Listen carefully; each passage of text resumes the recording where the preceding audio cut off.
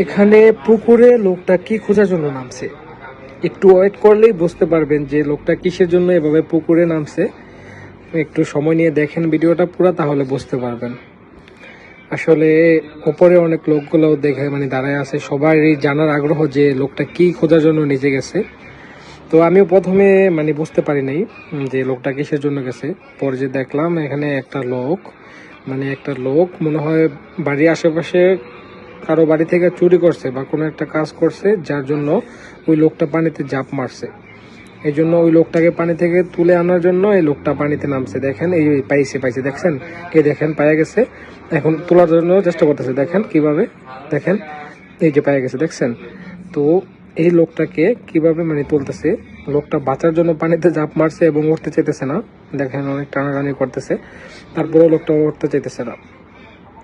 তো এই লোকটা হয়তো কোনো একটা খারাপ কাজ করছে বা কারো বাড়ি থেকে চুরি করছে, চুরি করার পর যে ধরা পড়ছে, বাঁচার জন্য পানিতে ঝাঁপ মারছে। যাই হোক, দেখেন ভিডিওটা পুরো দেখলে বুঝতে পারবেন। এই যে লোকটাকে পানি থেকে তোলা হচ্ছে, ওই দেখেন ভিডিওটা দেখেন পুরো, তাহলে বুঝতে পারবেন। কি বলবো, এটা বাঁচার জন্য পানিতে লোকটা ঝাঁপ মারছে। শেষে যা হলো ওইটার জন্য আমি প্রস্তুত ছিলাম না, বা ওটা খুবই একটা দুঃখজনক বিষয় যে লোকটা বাঁচার জন্য দেখেন পানিতে অনেকক্ষণ ধরে পানিতে ছিল এবং পানিতে ঝাঁপ মারতে পারে। ওই লোকটাকে এভাবে মারাটা ঠিক হয় না আমার মনে হয়। এটা একটা দুঃখজনক বিষয়, যেহেতু লোকটা বাঁচার জন্য এই কাজটা করছে।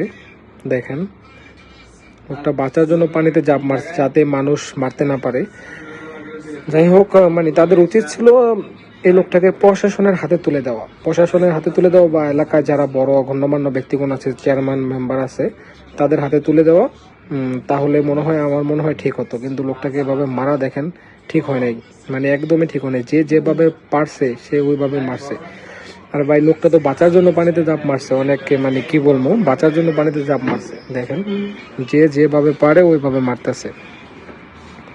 এই ভিডিওটা আসলে সবকিছুর জন্য ভিডিওটা আসলে পুরোই ঠিক ছিল, কিন্তু লোকটাকে মারাটা ঠিক হয় নাই। দেখেন যে যেভাবে পারে ওইভাবে মারতেছে।